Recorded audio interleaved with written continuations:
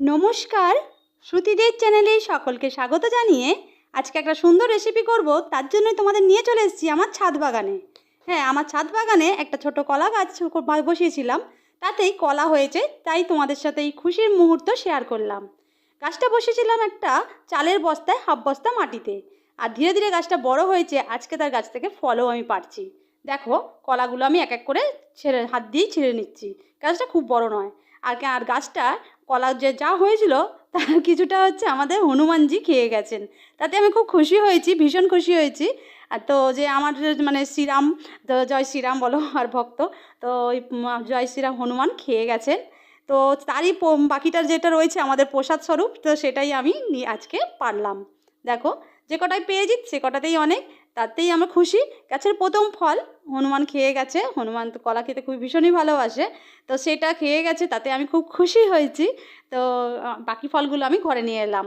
দেখো, সামান্য অল্প একটু মাটিতেই এই কলা গাছটা আমি করেছি চালের বস্তায়। তার মধ্যে আমি গাছের ফলও পেয়ে গেলাম। আগে আমি মোচা কেটেছিলাম, সেই ভিডিওটাও তোমাদের সাথে শেয়ার করেছিলাম। আজকে দেখো কলাও পেড়ে নিলাম, সেটাও তোমাদের সাথে শেয়ার করলাম। দেখো, এই যে কলা এখন তো কাঁচা, এগুলো খাওয়া যাবে না এখন। তো এইগুলো আমি এখন কাপড়ে মুড়ে আর চালের মানে ড্রামের মধ্যে রেখে দেবো। তো দেখো, প্রথমে কিন্তু একটু রোদ খাওয়ালে ভালোই হয়, কিন্তু এই সময় এখন বৃষ্টি হচ্ছে, তাই আমি রোদ তো পাবো কোথায়? রোদ তো পাবোই না। একটু হাওয়ায় শুকনো করে নেবো, এই ঝুড়িতে রেখে দিলাম। এবারে একটু পরের দিন কাপড় মুড়ে রেখে দেবো। পাকার জন্য হলে তোমাদের আবার সেটাও শেয়ার করব।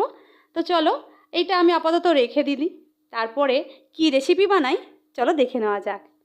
চলো, এই দেখো যেটা পেয়েছি, দেখো তাতে অনেক খুশি।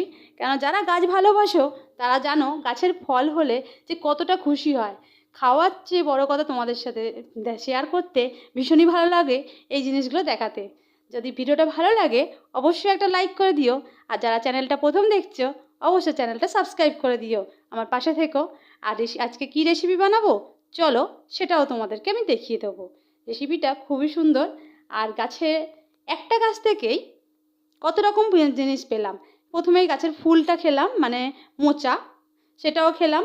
এবার গাছের ফল হলো কলা, এটাও খাবো পাকা হলে। আর গাছের বাকি অংশটা, কাণ্ড মানে ডালপালা, সেটাও আমরা খাবো। আর গাছের এই যে দেখে নাও, এই যে গাছটা ছিল, এটা আমি বর্মশাইকে বললাম যে গাছটা একটু কেটে দিতে। কেন, কলা গাছ এইভাবে দাঁড় করিয়ে রাখতেও নেই। কলা কেটে নেওয়ার পর গাছকে দাঁড় করিয়ে রাখতে নেই, তাকেও কেটে রাখতে হয়। তো এইটা শুনেছি, তার জন্য গাছটাকেও কেটে দেওয়ার জন্য বর্মশাই কি বসেছিল, তো তাকে জোর করে ডেকে নিয়ে এসেছি। তো দেখো, গাছটা কাটতেই চাইছে না, বদমাইশি করছে, একটু কাটছে না। তো অনেক কষ্টে কাটিয়েছি গাছটাকে, দেখো কেটে দিয়েছে। এই যে দেখো, যে দেখো চারিদিকে আরও কিন্তু এই একটা গাছ থেকে আরও 3টে গাছ হয়ে গেছে। দেখো, আমারও এই গাছগুলো আস্তে আস্তে একটা বড় হয়ে গেছে, আরও 2টো ছোট চারা হয়েছে। এই গাছেও দেখো অনেকগুলো গাছ হয়ে গেছে। এই একটা গাছ থেকে আমি কতগুলো গাছ পেলাম। আর এই দেখো, এইটা থোড় আমি ছাড়িয়ে নিয়ে এসেছি, সরু টিউবলাইটের মতন পেয়েছি অংশটা।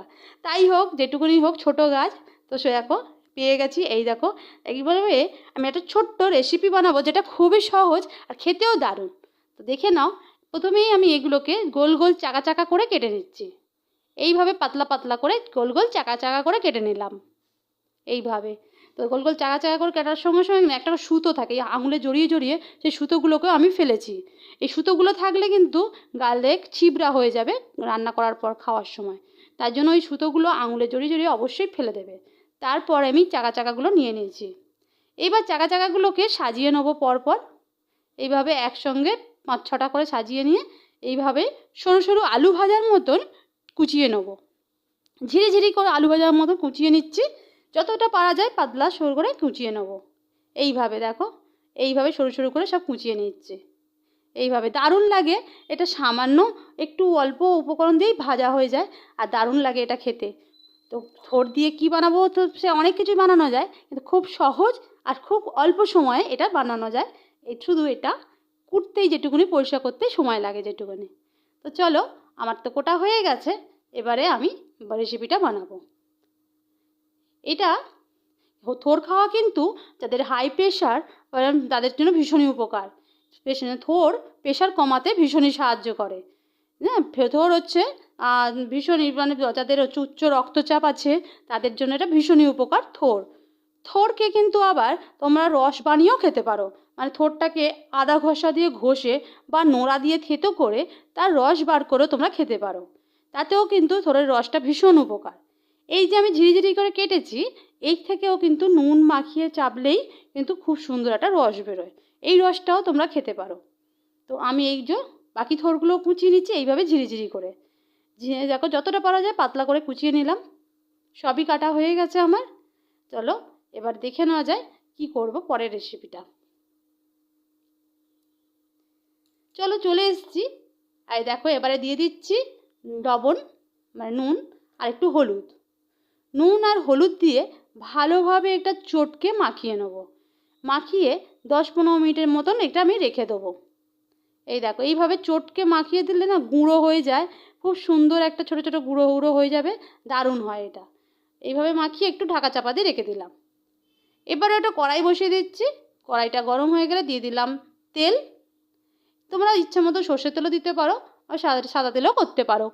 তো আমি সাদা তেল দিয়েছি, 3 চামচের মতো তেল দিয়ে দিয়েছি। দিয়ে দিলাম একটা শুকনো লঙ্কা ফাটিয়ে, আর দিচ্ছি ফোড়ন হিসাবে সর্ষে ফোড়ন।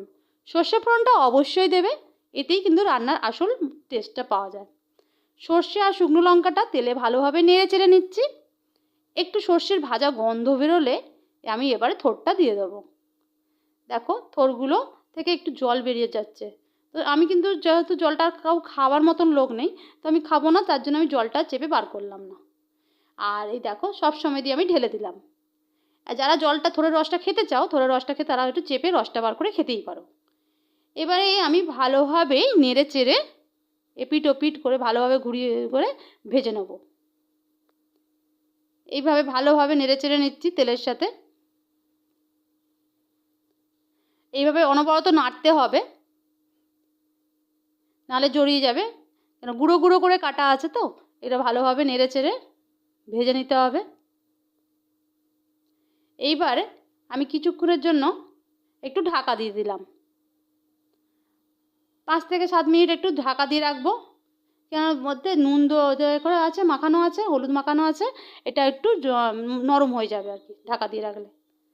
দেখো আগের থেকে কালারটা একটু পাল্টে গেছে, চেঞ্জ হয়ে গেছে, মানে বোঝা যাচ্ছে কিছুটা হলো একটু সিদ্ধ হয়েছে। তো কতটা সিদ্ধ হয়েছে আমি দেখছি, একটু হাতে তুলে আঙুল দিয়ে বেশ করে মানে চাপলেই দেখা যায় কতটা সিদ্ধ হয়েছে। তো সিদ্ধ প্রায় হয়েই এসছে।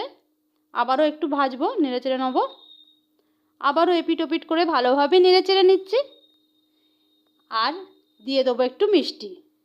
মিষ্টিটা যে যার পরিমাণ অনুযায়ী দেবে। যারা বেশি মিষ্টি খেতে ভালোবাসো তারা একটু বেশি দেবে, তারা এটাতে 2 থেকে 3 চামচ মিষ্টি দিতে পারো। আমি এতে 2 চামচ চিনি দেবো। তো আমাদের কেননা থোড়েতে বেশি মিষ্টি দিলে খেতে ভালো লাগে ঠিকই, কিন্তু উপকারটা কম হয়ে যাবে মিষ্টিটা, তার জন্যই আমি চিনিটা একটু পরিমাণ কম দিচ্ছি।